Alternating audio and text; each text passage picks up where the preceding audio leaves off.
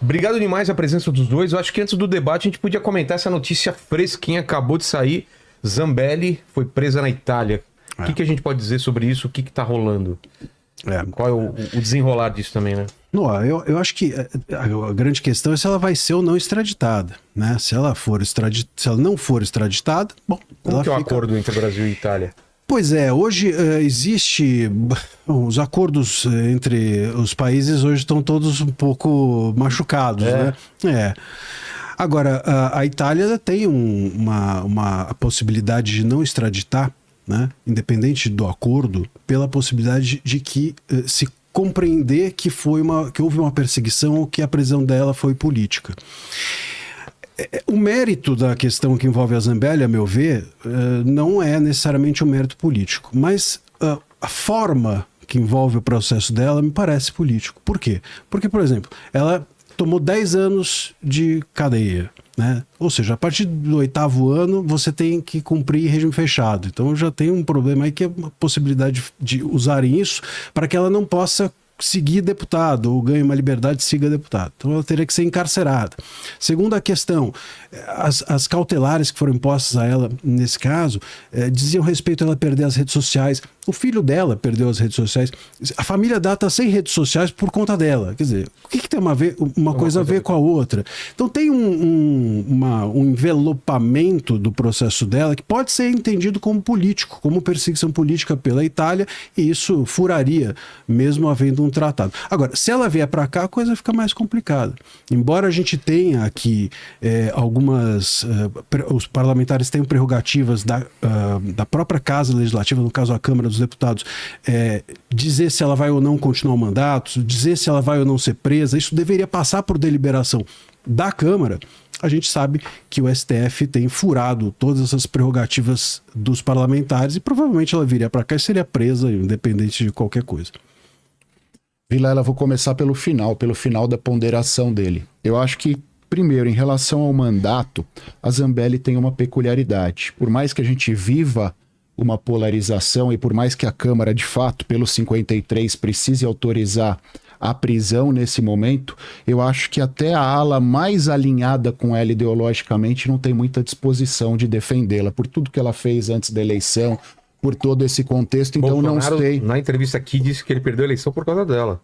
Então é um pouco, acho que o sentimento que se tem em relação aos alinhados ideológicos dela. Então acho que eles não entrariam na bala por ela e não criariam mais uma desavença com o Supremo Tribunal Federal por conta dela. No que diz respeito à extradição, existe um acordo Brasil-Itália, mas o processo de extradição, por mais que ele esteja previsto em tratados, na Constituição italiana, na Constituição brasileira, ele é sobretudo um processo político. Porque quando a gente lembra do procedimento da extradição, a gente precisa lembrar o seguinte: o Supremo e o equivalente na Itália validam os requisitos jurídicos e depois é encaminhado para o presidente, no caso da Itália para a primeira-ministra, para ela validar politicamente ou não. E nós sabemos que a grande esperança da Zambelli neste contexto todo sempre foi a primeira-ministra italiana. Então eu acho que nós chegaremos a uma solução intermediária, como aconteceu no caso do Robinho. Só que o contrário, ela cumpre a pena na Itália, e de acordo com as regras de execução penal italianas, mas sem solução para a perda do mandato. Ela vai acabar perdendo. Eu até concordo. Nesse ponto eu concordo contigo, Acácio, porque é o seguinte, sobre ela não ter apoio, né? Até mesmo da direita. Porque você falou do artigo 53 ou 55 da Constituição, são artigos que tratam dessa questão da Câmara puxar para ela a deliberação sobre a prisão ou perda do mandato, e não é só o Hugo Motta, que é o presidente da casa, que pode pedir que isso aconteça. Tem prerrogativa. O próprio partido político pode chamar para votação. A pedido de um partido político pode ser pautada a possibilidade de que ela perca ou não o mandato e a prisão e essas questões todas. E nenhum partido até agora pediu. Então, quer dizer, não tem sido realmente recebido um grande apoio. Diferente do Ramagem, né, que o PL pediu, e do próprio Chiquinho Brazão, que até é um absurdo, acho que todo mundo vai concordar que é um absurdo, também foi um partido político que pediu. Ela ficou sem padrinho nessa história. Pois é.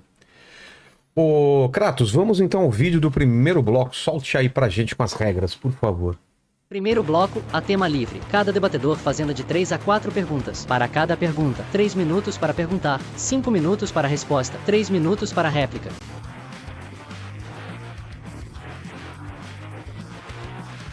Estamos de volta, então. Vou pedir para o André fazer a primeira pergunta, então, para o Cássio. 3 minutos para a pergunta, 5 minutos para a resposta, 3 minutos para a réplica. Bom, eu acho que a primeira questão, acho que a questão que, enfim, nos traz aqui é a diferença de nós temos a respeito do Bolsonaro, a respeito do bolsonarismo, Eduardo Bolsonaro, mesmo o Jair, enfim, um processo do golpe, como os demais processos que envolvem. A minha visão é de que há uma politização, que o judiciário, sobretudo o STF, ele parte do político e envelopa com o jurídico, né? O jurídico é um instrumento. Eu imagino que você veja o contrário, ou veja uma forma diversa. Então, minha primeira questão é essa. O que há de jurídico, que você enxerga de jurídico nesse processo do golpe? André, vamos lá. Começando pelo começo, como diria o poeta. Eu acho que a gente tem que, quando fala do inquérito, do processo do golpe, a gente tem que segmentar sobre os diversos atores envolvidos. É muito difícil a gente falar sobre A, B ou C de forma genérica. E eu acho que como a principal estrela dessa ação penal toda é o ex-presidente Jair Bolsonaro. Acho importante até para nossa audiência que a gente fale especificamente sobre ele.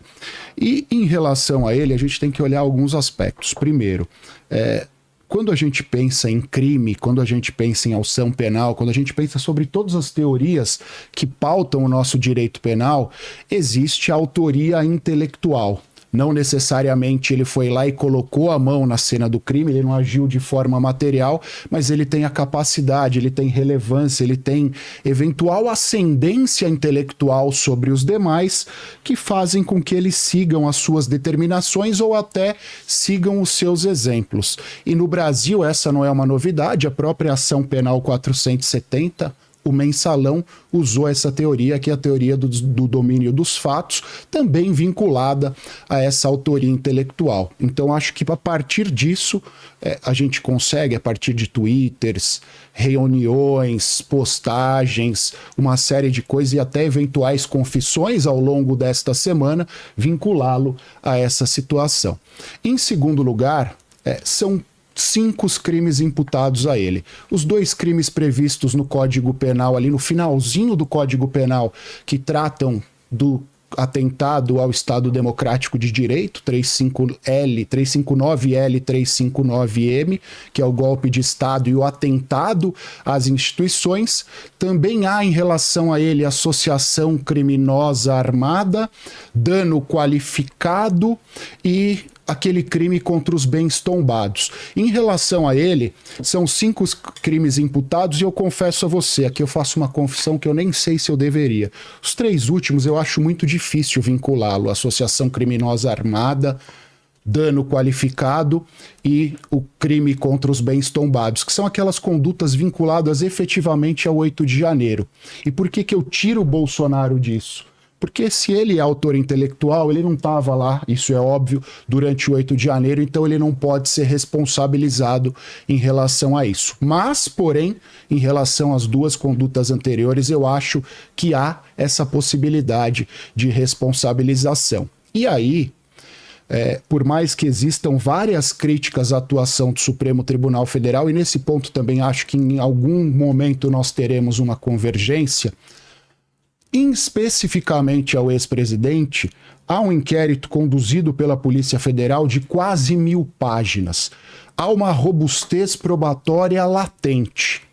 E pode ser que uma prova seja refutada, que 2, 3, mas quando você olha para o inquérito de 1000 páginas, ele tem volume suficiente, ele tem robustez suficiente para que o Ministério Público e posteriormente a primeira turma do Supremo Tribunal Federal olhem para aquilo e digam: há, muito provavelmente, o cometimento de um crime. Então, respondendo a sua pergunta, olhando especificamente para este inquérito, eu acho que a gente tem elementos em relação a ele. Em relação aos outros, eu acho que o que vai acontecer, o que acontece nessas grandes ações penais. Teremos alguns condenados, outros absolvidos, a figura do delator aí tem sido posta à prova, e é importante a gente frisar, no Brasil é nova essa legislação relacionada à delação premiada, tem 10 anos, um pouco mais de 10 anos, e para que ela ganhe musculatura, para que ela ganhe aceitação nos tribunais é pouco tempo. A gente teve a Lava Jato que explorou isso a fundo, e agora esse inquérito. E por fim, judicialização da política ou politização do poder judiciário. Eu acho que essa questão existe, mas ela é provocada pelos partidos políticos. Se a gente olha para o artigo 109 da Constituição, que indica os legitimados para provocarem o Supremo Tribunal Federal, todos eles, direta ou indiretamente, são vinculados a partidos políticos. Então, se a gente quer criar um freio para isso, a gente tem que criar relacionado aos próprios partidos. Por quê? E aí, deixando de lado até essa discussão do Bolsonaro. Se a gente olha para as ADINs, ação diretas de inconstitucionalidade que tramitam no Supremo, mais de 90% delas foram propostas por partidos políticos. Então eu acho que é uma questão muito além da atuação do Supremo. Ele é provocado e a gente tem que olhar para a origem dessa provocação. André? Ô Vilela, se a gente for olhar para o que está na mesa, né, por que o Bolsonaro está sendo processado nesse caso do golpe?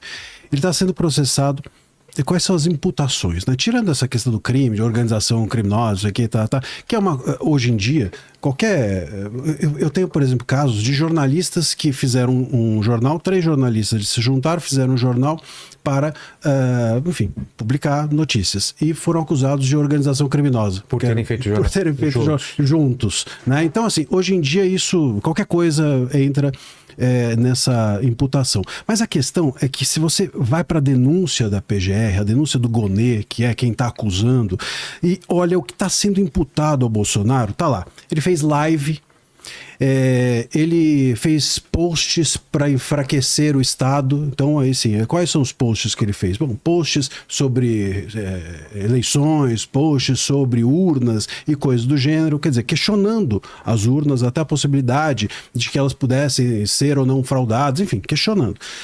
Fez reuniões, né? Reuniões, e aí ele dizia assim, ele estava presidindo as reuniões. Pô, ele era o presidente da República. Se ele não estivesse presidindo, é que era esquisito. Fala-se de uma minuta. Essa minuta, tal minuta do golpe, era uma minuta de estado de sítio, de decretação de estado de sítio. Como é que você dá um golpe decretando estado de sítio?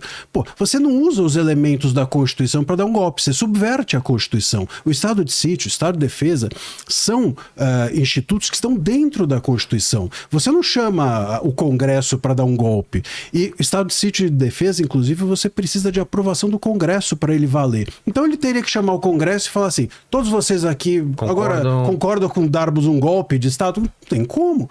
Então só o STF não foi chamado para esse golpe. Era um golpe de todo mundo. Não tem como a gente entender por aí.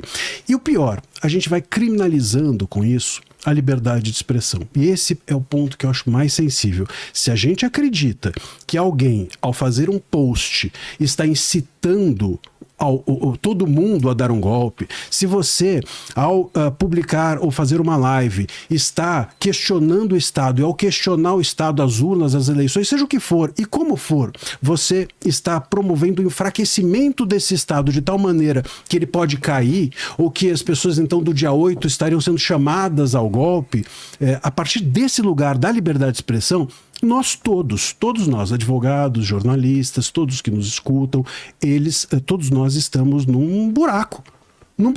Será que o nosso Estado é tão fraco, frágil, a ponto de não ser capaz de ouvir críticas e questionamentos e sair incólume disso?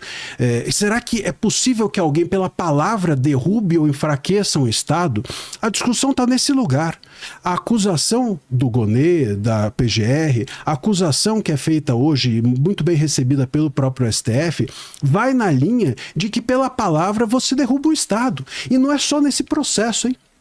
Se nós formos para os outros inquéritos que tramitam desde 2019, a gente também está por aí. Inquérito das fake news, palavra. Inquérito das milícias digitais, palavra. Inquérito dos atos antidemocráticos, são atos, manifestações. Então nós vamos criminalizando a palavra e com isso, para conseguir de alguma maneira criminalizar o Bolsonaro, o bolsonarismo, a direita, e esse é um problema maior do que até mesmo a politização do caso Bolsonaro.